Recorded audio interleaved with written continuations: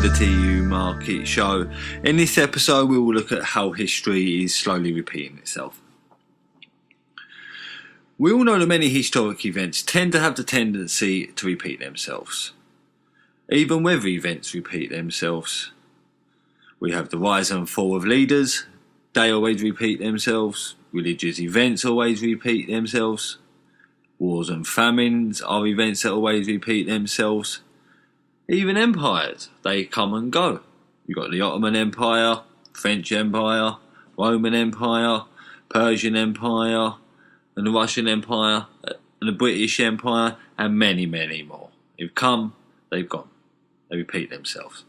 And now we are residing within the American Empire. Soon, that'll collapse over the next 100 years, and the next empire will be the Asian Empire or the Commonwealth. 100 years later, the same event will occur. So, historic events over thousands of years tend to repeat themselves. That's a fact. And even in economics and even money cycles, they repeat themselves. So, why are the events of today looking like history is repeating itself again? In order to get our mind around the economic and social environment that we reside in today, we must look at the events and the trends of history. And the current environment we are residing in today and the events of the past 20 years is correlating to the first 40 years of the 20th century, going from the year 1900 to 1940.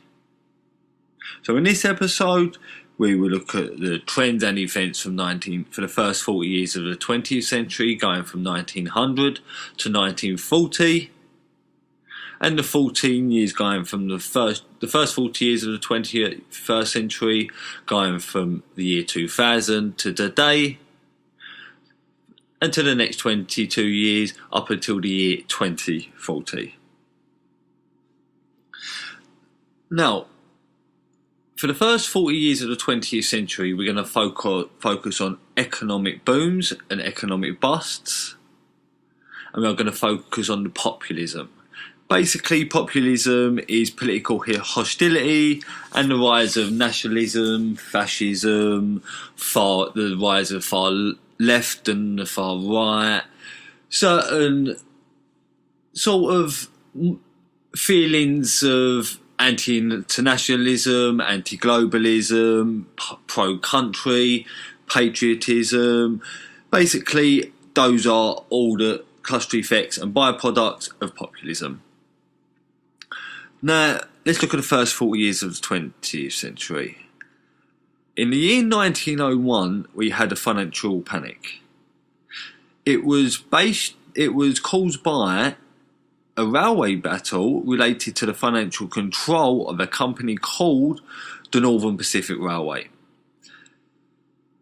Cut a long story short, bankers like J.P. Morgan, Harriman, Jacob Schiff and James Hill all battled for financial control of the railway company Northern Pacific Railway, and the share price went up so high, loads of investors, brokers, bankers got into this company, bought at a high price, the share price collapsed, certain bankers, brokers and a lot of investors got left holding the bag, and it caused a short panic. Now 6 years later, in 1907, there was a banking panic, also known as the Knickerbocker crisis. So the Lehman Brothers collapse of 2008 was a very much correlated event with the Knickerbocker crisis of 1907, solely because they were both banking crises. Now in 1907, the Knickerbocker crisis, hundreds of banks went bust and many others got taken over. JP Morgan arranged a banker's bailout, which is basically similar to the bailout that we witnessed 10 years ago, which was the banking rescue package in Britain, the ECB package and the TARP package from the Federal Reserve. And then after 1907, there was a slow natural recovery for 13 years. But within this recovery, certain events and trends started to come into play. And these were populist based. We had from 1914 to 1918, we had the World War One, which was a nationalist-based war. In 1917, we had the Russian Revolution, which was a populist-based event, and many other populist events and trends started to come in around the globe. But then in 1920, we had another financial crash, which led to an 18-month depression from 1920 to mid-1921. It was a deflation-based depression. So basically, there was a financial crisis and prices across the whole globe for all products declined in value. And the result and recovery of this 1920 to 1921 depression was one of the largest economic booms in history, which was also known as the Roaring Twenties. But it's come to a sharp end in 1929 with the Great Crash, the largest financial market crashes in history. And this crash led to the depression of the 1930s, which ended in World War II. Now, it wasn't a financial crash which caused the depression of the 30s, and it wasn't a financial crash which caused World War II. What had caused these events was the decline in credit and the availability of capital. People couldn't get loans to start businesses, they couldn't get loans to buy food, they couldn't get loans to buy a home, and the result of this was a major depression.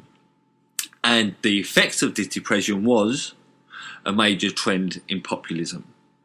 We had the rise of the Nazi Party and Adolf Hitler. We had Oswald Mosley and the Black Shirts in Britain, Mussolini and the fascists in Italy. We even had the second resurgence of the Ku Klux Klan. It did start in 1921, the second resurgence, and it died in the 1940s.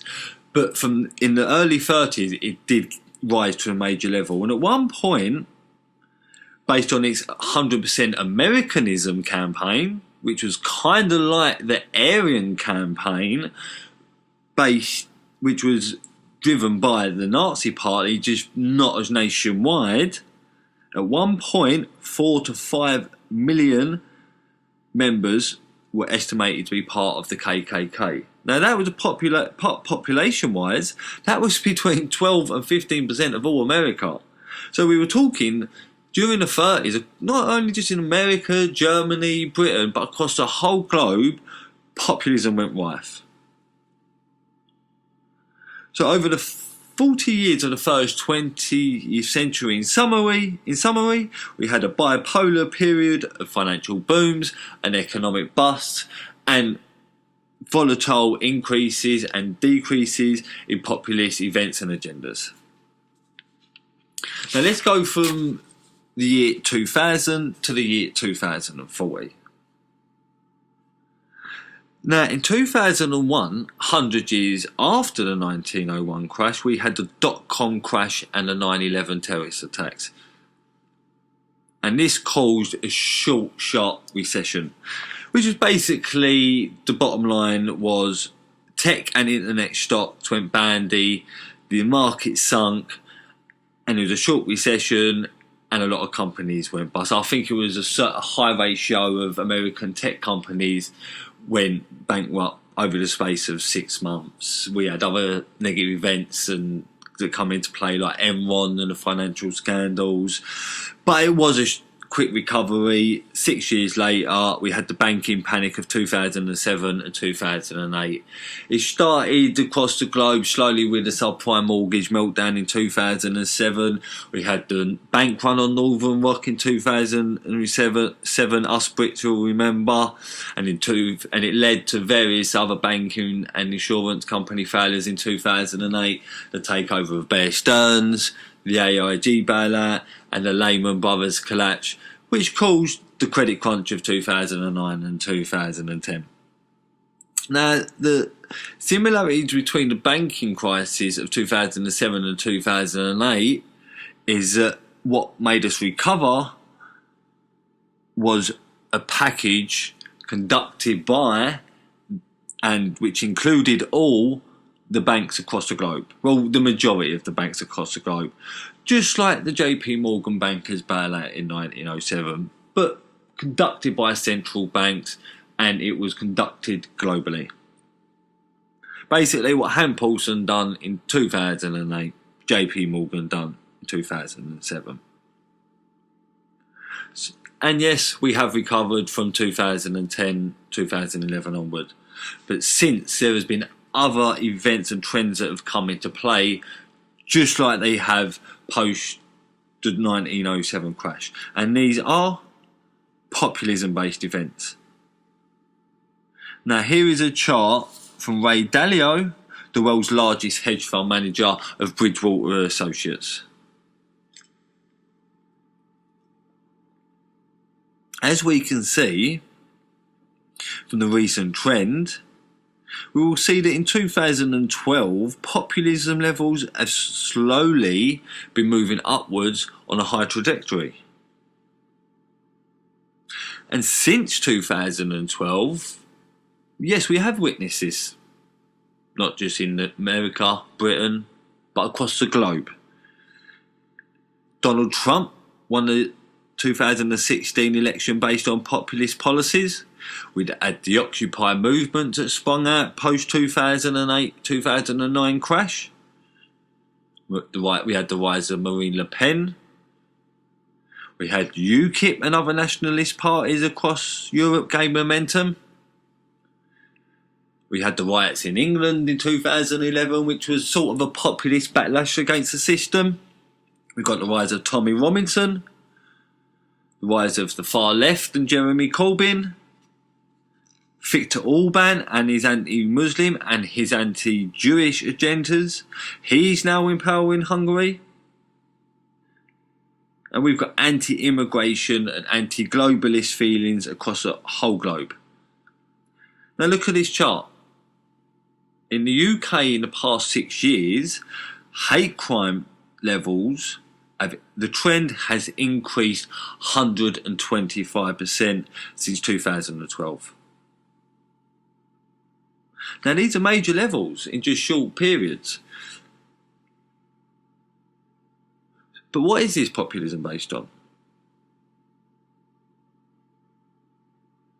Is it based on economic downturns and austerity? Because in this chart it does show with the economic downturns and the populist uprisings is that they are highly linked.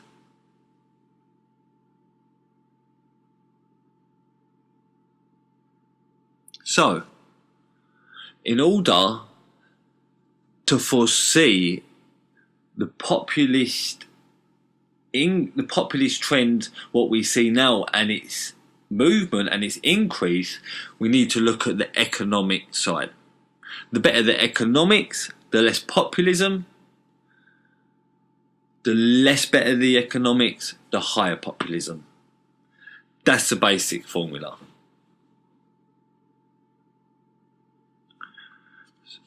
So, how do we look to the future? How can we profit from this? And how can we weather this? Now, in summary, we need to look at it in 100-year event cycles. 1901 panic, the 2001 panic. The banking crisis of 1907 to the banking crisis of 2007, 2008. The rise in populism in 1912, World War I in 1914 to 1918, and the Russian Revolution in 1917. 100 years later, we had the populism rising from 2012 across the whole globe. But we haven't had a world war. Now, I believe this is down to 3 factors. And these are globalism, better governance, and international diplomacy. And ironically, all of these 3 are being dismantled as we speak. 100 years ago, we didn't have the European Union.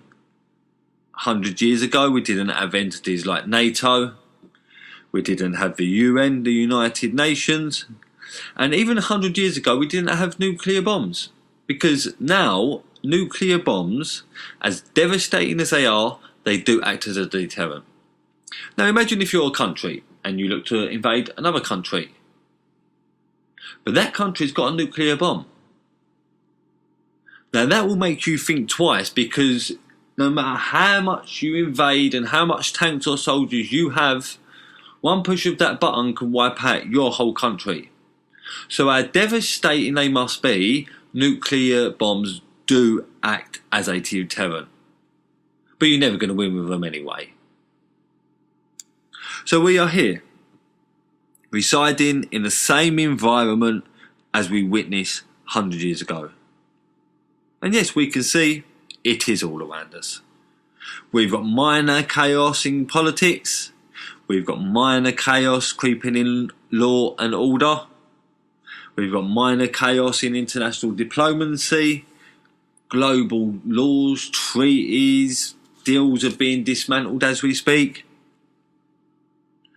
And the next stage, we will have minor chaos creeping in the financial sector, and this has slowly been witnessed throughout 2018. We have had a few short chaotic periods in 2018. We have recovered, yes, but they were short chaotic periods. Time will tell if these chaotic periods will keep repeating themselves and if they will go on to a long-term trajectory level. So in order to foresee if this historic trend keeps on repeating itself, then from next year till 2020, we should slowly be going into recession, starting in the UK in 2019 and starting in the United States of America in 2020, just like the trend we see in 1919 and 1920 in the United Kingdom, Europe, and across the globe and in the United States of America. But time will too soon tell. Now, it's not all doom and gloom. We must always remember that the better the chaos, the better the chance there is. Even for the little man. It doesn't just take hedge fund managers, HNIs, rich people, multimillionaires to actually profit from downturns. Well, to be honest, most of them are going to be affected in this. Well, the hedge fund managers won't, but the majority of the rich people will be affected in this coming crash. They will. But let's look at history again. We've got families and people like the Seligmans. We've got James Stillman, JP Morgan, Bernard Baruch, Jesse Livermore, Paul Warburg, JFK's dad Joe Kennedy. All of these guys made their monies and their fortunes from economic downturns and economic booms. Mainly economic downturns. Bernard Baruch made a hell of a lot of money in 1929, the Great Crash. So did Jesse Livermore. He bet against the market in 1929. Joe Kennedy, he made his fortune in 1929. And other bankers like Paul Warburg and other bankers like Jacob Schiff and even the Kuhn-Loeb Company. Even the Rothschild banking house, they profited from the Waterloo battle and economic downturn that it brought. They become the world banking house and controlled the Bank of England with one of the most smartest trades in history by selling at the market highs and buying at the market lows during the ultimate of chaos. And here's a fact for you. Yes, in the downturns people do lose money. And one of these people was Winston Churchill. On the day of the 1929 stock market crash in October, Winston Churchill was at the New York Stock Exchange. And I believe it was a certain, he's not an actual man, but going through certain historic stories and certain sort of filings, it tends to be that he lost up to about 70% of his wealth just from that day alone. So he was in the middle of the centre of the downturn, which was the New York Stock Exchange in October 1929. But the fact is, if this history does keep repeating itself, just like it has in the past 20 years, then the next 2 years will show us a lot. Especially in the year 2019 and the year 2020. But how can we weather this? We're thinking, right, it's all doom and gloom, yeah, and it's a bit downturn. So how can we weather this? Well, in order for protection based around this, the only protective assets which seems to be immune from these downturns and actually rising in value around these downturns is gold and silver, as they must always be. And that's no new news that from historic downturns, gold and silver has been one of the most valuable assets, not only in regards of protection and financial protection and hedging, but also to make money if done right. And also with certain instruments and certain asset classes, you can actually use this downturn to an advantage. With instruments like put options and swaps is a good instrument to use. And various other stocks which are related to a lot of the negative fundamentals and effects that will come in this downturn. Like we've got high inflation levels that are going to come up and interest rates. So assets like with assets like precious metals and commodities will fare nice in this coming downturn. So keep your eyes on the next 2 years. If you wish to have a full access to our positions and our portfolio, feel free to go to our members page and look at not only the economic levels over the next 2 years, but also look at the populist based levels as well. So stay hungry, stay focused, and until next week, be lucky.